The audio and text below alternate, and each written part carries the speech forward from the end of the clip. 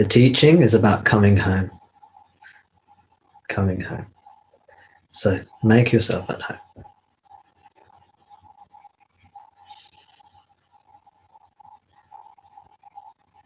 The teaching is about coming home where you are, because you're always already home.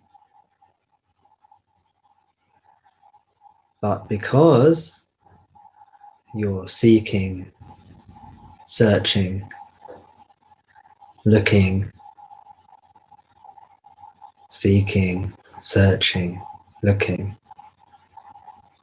seeking, seeking, searching, searching, looking,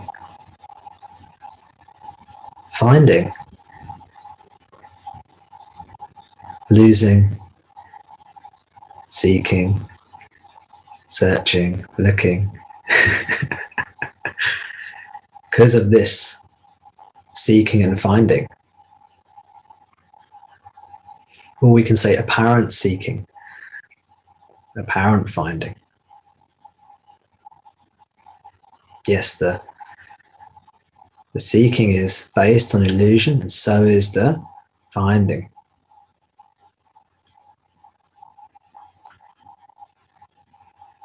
Because of this movement,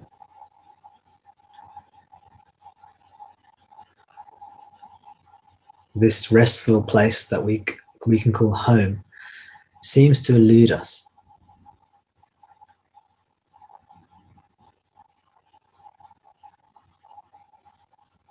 Whereas if we listen to our intuition, if we have faith in the scriptures and the great teachers, the Mahatmas, the great souls, the great teachers, the Maharishis, the great seers. Rishi means the seer or the sage. Maha means great. The Maharishis. We have faith in the Maharishis. Like our Guru, Ramana Maharishi. If you listen to our hearts, our intuition, that tell us we are so much more than a limited thing. In fact, there is nothing that limits us ever.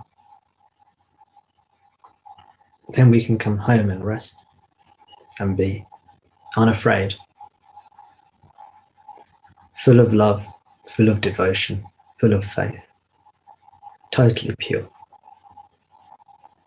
one, serene.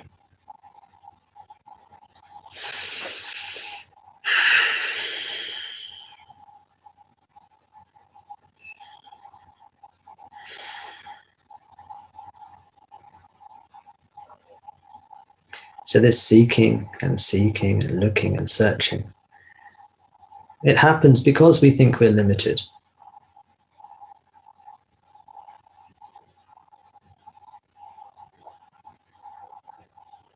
As long as you think you're limited, you will not be able to stop the seeking. Or rather, it may stop for a short time, of course. But it will come back again. The seeking will come back again. As long as you are ignorant of your true nature. Which means as long as you take yourself to be limited.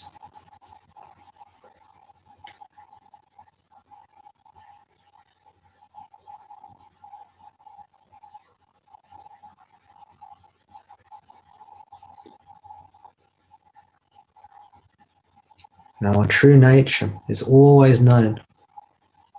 Always known. The self is ever realized. It needs no teaching, no practice.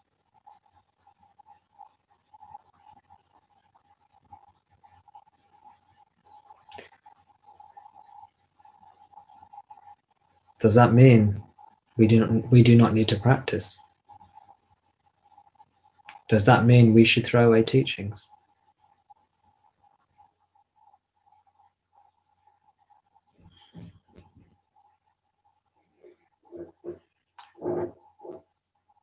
one interesting thing about what Arvind said as well was that maybe a child would be best able to pick up these teachings because the child represents that person or that entity which doesn't have as many limiting concepts in the first place. But let me just throw something else out there just to sort of mess that idea up a bit. Because there's truth in that, right? You can sense that. But would a child who hasn't been through the difficulties and suffering of life, would a child be interested in this kind of teaching? You see, often, maybe they would, but often what brings us here is the suffering, the difficulties, the trials, the tribulations, the psychological distress, the confusion. This is often what brings us to spirituality. Not always, but often. So it's often only until life's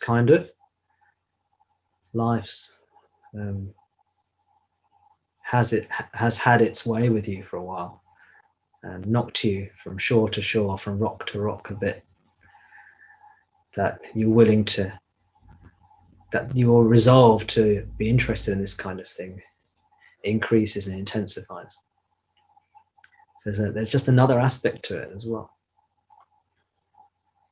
It's ironic that the kind of mind that might be most receptive to the teaching, because that kind of mind will be suffering less, it will be less interested in a remedy to suffering. Because that's what this spirituality or self-realization, liberation is about. It's a remedy for suffering. That's phrasing it in negative terms. It's to remove suffering, remove negativity.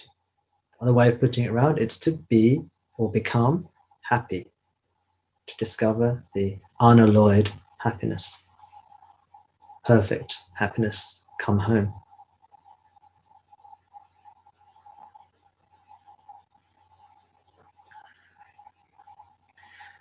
So that innocent mind of the child is less interested because it's already nearer. It's already nearer home. It's only often when you've wandered far from home that you look for the map to get you back home again.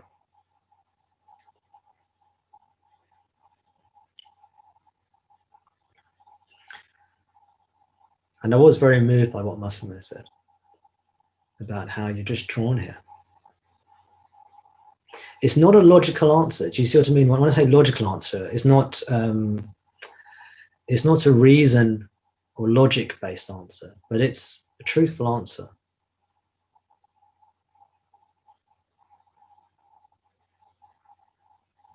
And yes, all the distortions of the way we think, to what Arvind was saying, they're in our mind. And to let go of that, the teaching points out to us one of the values of the teaching is to point out to you all these ideas you're dragging around with you. You don't need them. You can let go of them. And a teacher can be very helpful to teach you that you don't need a teaching. The teaching that you don't need a teaching is a very valuable teaching until that lesson is learned. And then, because you then realize you don't need a teaching, then you go beyond all teachings. Exactly what Rich was saying, I think. The teachings that you don't need a teaching itself is a useful teaching. And when understood, of course, you no longer need the teaching because you've understood you do not need teachings.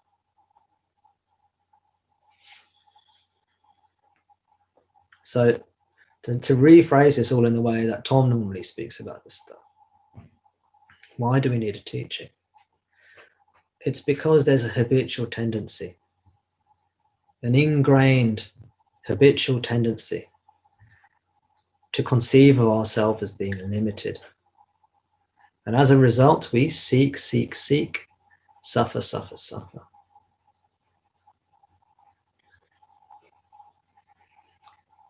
If it wasn't a deeply ingrained habitual tendency, just a moment of clear seeing, that would go, and that's it. But because it's a deeply ingrained tendency, it keeps on recurring, keeps on coming back. You might have had a wonderful meditation session, or you might have gone to a wonderful satsang, or you might have had some incredible insights when reading or listening to some teachings or something.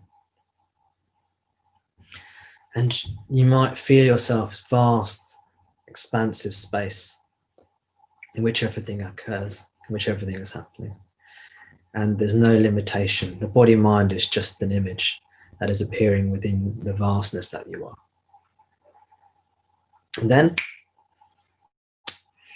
second later, moment later, turn of a page in this novel that is your life. Suddenly, that's all gone.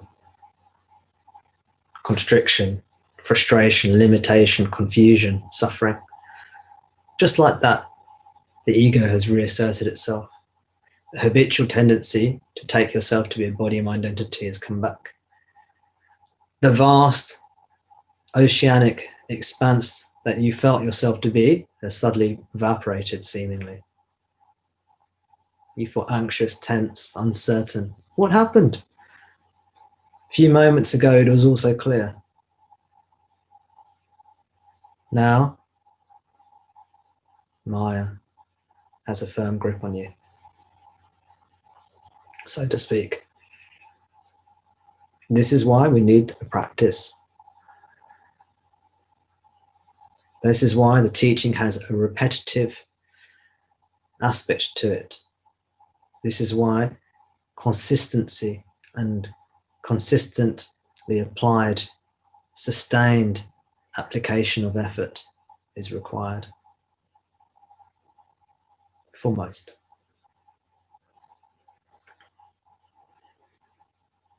It's the good old vasanas, egoic vasanas, ignorance, the ingrained aspect of ignorance that seems to be constantly affecting us again and again. It reasserts itself. It keeps on coming back. It's like one of those toys.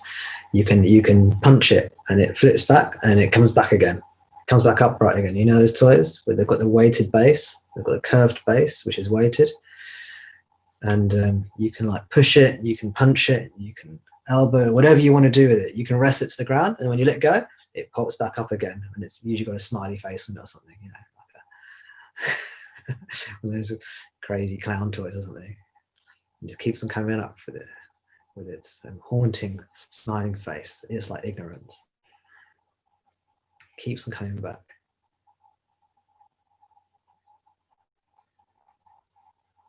This is why practice is needed.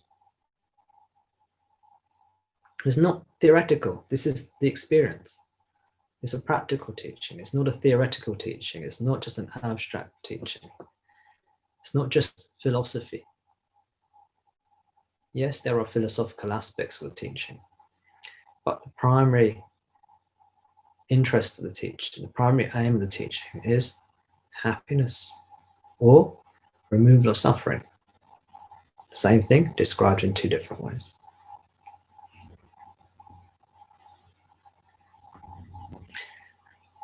A part of this habitual tendency to identify as a me is this habitual tendency to think, I need something. I need something to feel better, to cope, to deal with this. Why do I need something? Fundamentally, because I consider myself to be a limited, vulnerable thing, the body-mind. Therefore, I need something. I need an object of some kind. If you're spiritually inclined, you might feel, I need some kind of spiritual experience. You might feel, I need some spiritual knowledge. What needs it? I need it. This I is the false I. I need to know. I need to have it. I need it. This is the voice of the ego that I'm caricaturing here.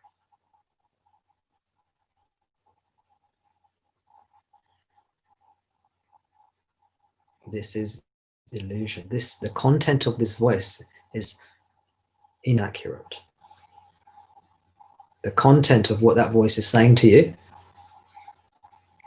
is not correct. It's false. It's not true. It's false. True or false? You need something spiritually. False. You do not. The ego says, I need something. I need to know something. I need to know what to do. No. The teaching reminds you, you are the self. What does that mean? That means you do not need anything. It means you're not limited. It means you know this already. It doesn't say, the teaching doesn't say you are a zebra, and you're like, what's a zebra? How am I a zebra? It says you are the self. The self means you are, the self indicates it's what you already are. It's not some exotic being that you don't know. It doesn't say you are some exotic thing that you know nothing about and I have to teach it to you. No. It says you are the self. The self is what is most intimate to you, what you already know. Everybody already knows their self.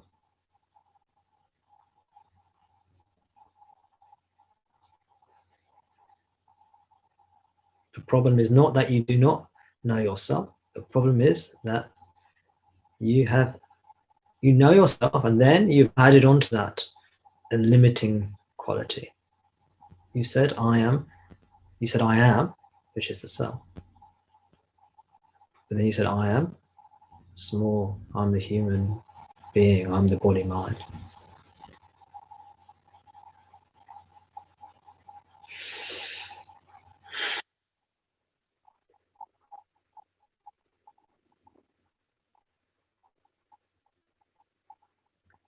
So the teaching reminds you don't need anything. You are the self. Just abide as that.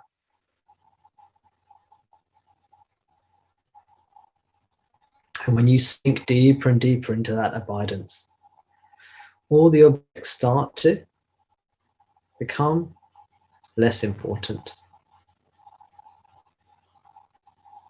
You release the objects. You release your grip on them, your attachment to them, your hold on them. You let them go and they become flighty, fleeting, effervescent, dreamlike. You sink deeper and deeper. These dreamlike objects, they become thinner and thinner until they fade away. Then you are now letting go of all of Maya, all of the objects, all of duality, and you come just to the core of your being, the pure consciousness. And then that pure consciousness that you are recognizes itself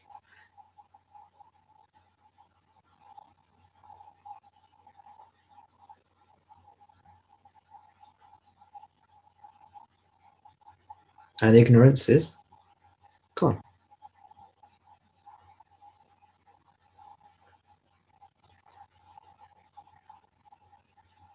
It's difficult to say anything after that, to describe anything more.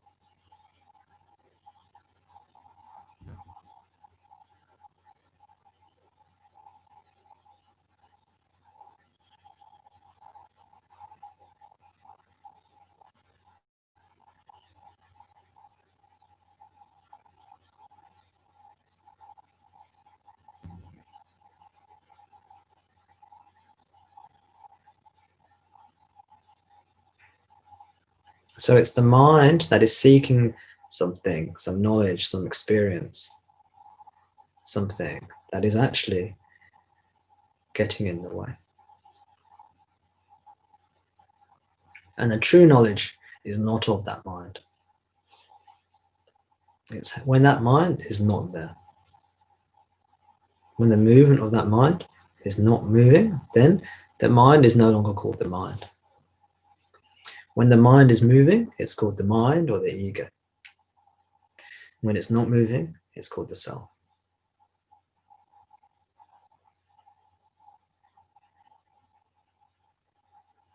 When the mind, the ego, looks in on itself, it doesn't find anything. It just finds the self.